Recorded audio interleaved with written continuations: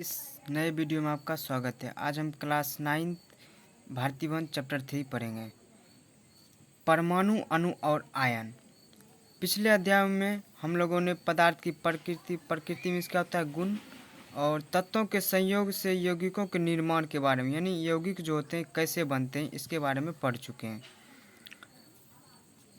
प्राचीन भारतीयों और ग्रीक दार्शनिकों का विश्वास था कि हमारे चारों तरफ अनेक वस्तुएं जो हैं मूल 5 तत्वों से क्या है बने हुए हैं, जिसमें है क्षिति, अग्नि, जल, वायु और गगन। इन सब के मिलने से बनी हुई है। अब है क्षिति। प्रश्न उठता है क्षिति का क्या अर्थ है। क्षिति मीन्स होता है भूमि, अग्नि मीन्स होता है आग, जल, वायु और गगन मीन्स होता है आसमान। इन सब से मिलकर के क्या हुआ, बना हुआ है। हमारे चारों ओर की जो वस्तुएं हैं इन 5 मूल तत्वों से बनी हुई है। अब है भारतीय दार्शनिक कणाद के अनुसार जो है सभी पदार्थ अत्यंत सूक्ष्म मतलब बहुत ही छोटा, शाश्वत और अगोचर कणों के बने होते हैं। शाश्वत मीन्स होता है जिसे कोई मिटा नहीं सकता है, जिसे कोई भी मिटा नहीं सकता है। और अगोचर का मीन्स होता है अदृश्य कणों से बने होते हैं, जिन्हें परमाणु कहते हैं। संस्कृत में परम का अर्थ होता है अंतिम और अणु का अर्थ होता है कण। ये परमाणु जो होते हैं विभिन्न अनुपातों का संयोग करके पदार्थ का निर्माण करते हैं। ग्रीक दार्शनिक डेमोक्रिटस और लूसीफर का ऐसा ही मत था। इन लोगों ने अंतिम कणों को एटोमस कहा, जिसका अर्थ जो है ग्रीक भाषा में अविभाज्य। पदार्थ संबंधी उपयुक्त विचारों की सत्यता को जानने के लिए कोई प्रायोगिक प्रमाण नहीं था कि पदार्थ जो होते हैं बहुत ही सूक्ष्म होते हैं, बहुत से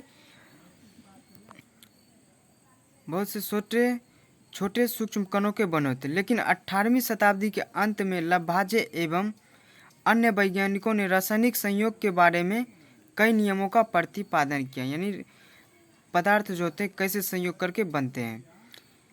तो लब्भाजे, प्राउस्ट, जॉन डाल्टन तथा कुछ अन्य वैज्ञानिकों द्वारा किए गए प्रयोगों के फलस्वरूप पदार्थ के संगठन और रासायनिक अभिक्रियाओं के संबंध के बारे में कुछ नियमों का प्रतिपादन किया। तत्वों के संयोग से यौगिकों को बनने की जो कुछ निश्चित नियमों का अनुसार जो है कुछ निश्चित नियमों के अनुसार होते हैं, जिन्हें रासायनिक संयोग के नियम कहते हैं। जिसमें फर्स्ट है पदार्थ की अनश्वरता का नियम। इस नियम का प्रतिपादन 1774 में लब्भाजे ने किया, जिसके अनुसार रासायनिक अभिक्रियाओं के फलस्वरूप पदार्थों का कुल द्रव्यमान जो है अपरिवर्तित रहता है। मान लें कि हम ए और बी के बीच अभिक्रिया हो रही है और इधर जाके हमारा प्रोडक्ट क्या है, सी और डी, दो प्रतिफल बन रहे हैं। तो कहने का मतलब हुआ रासायनिक अभिक्रियाओं के फलस्वरूप कुल द्रव्यमान जो है अपरिवर्तित रहता है। ए और बी इधर है तो उधर जाके भी क्या होगा, इसके द्रव्यमान में कोई परिवर्तन नहीं होगा, अर्थात यह अपरिवर्तित रहेगा। दूसरा, निश्चित अनुपात का नियम। इस नियम के अनुसार किसी रासायनिक यौगिक के शुद्ध नमूनों में एक ही प्रकार के तत्व भार के विचार से हमेशा एक निश्चित अनुपात में ही संयुक्त रहते हैं। फॉर एग्जाम्पल, जल हाइड्रोजन और ऑक्सीजन का एक यौगिक होता है। यह विभिन्न स्रोतों, कहने का मतलब हुआ जैसे नदी से हम जल ले लिए, समुद्र ले लिए, कुआं ले लिए, इस सब से प्राप्त करने के बाद जो है हमें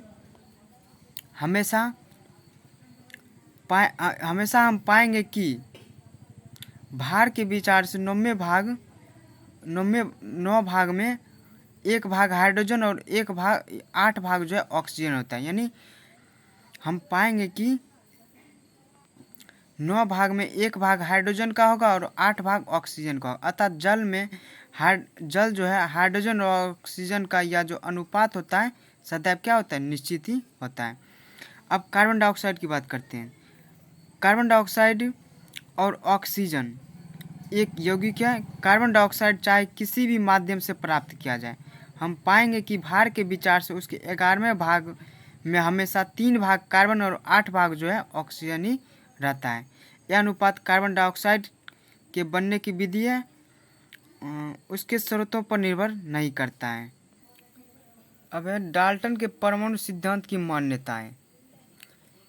डाल्टन के परमाणु सिद्धांत की मुख्य बातें निम्नलिखित हैं। सभी पदार्थ जो होते हैं अत्यंत सूक्ष्म कणों के बने होते हैं, जिसे परमाणु कहते हैं, और ये परमाणु जो हैं खंडित नहीं किए जा सकते हैं। और नेक्स्ट है, किसी भी रासायनिक प्रक्रिया के द्वारा परमाणुओं का न तो निर्माण किया जा सकता है और न ही नाश किया जा सकता है, अर्थात परमाणु जो होते हैं अगोचर होते हैं। अगोचर मीन्स अदृश्य होते हैं। किसी तत्व के सभी परमाणु जो होते हैं समान होते हैं, अर्थात किसी तत्व के सभी परमाणुओं के आकार, द्रव्यमान, रासायनिक गुण आदि जो होते हैं सदृश होते हैं, मतलब समान होते हैं। वह विभिन्न तत्वों के परमाणु विभिन्न आकार, द्रव्यमान, रासायनिक गुण वाले होते हैं। दूसरा है, रासायनिक संयोग से 2 या 2 से अधिक तत्वों के परमाणु परस्पर संयोग करके यौगिक बनाते हैं। रासायनिक संयोग में 2 या 2 से अधिक तत्वों के जो परमाणु होते हैं परस्पर संयोग करके यौगिक का निर्माण करते हैं। रासायनिक संयोग से विभिन्न तत्वों के परमाणु सरल संख्या अनुपात 1:1, 1:2, 2:3 में संयोग के रूप में रहते हैं। एक ही तत्व के परमाणु एक से अधिक अनुपात दूसरे तत्वों के परमाणु के साथ एक से अधिक यौगिक बना सकते हैं। कहने का मतलब एक ही तत्व के जो परमाणु होते हैं एक से अधिक अनुपात दूसरे तत्वों के परमाणु के एक से अधिक यौगिक बना सकते हैं। उदाहरण के लिए जैसे कार्बन और ऑक्सीजन के परस्पर संयोग करने पर कार्बन मोनोऑक्साइड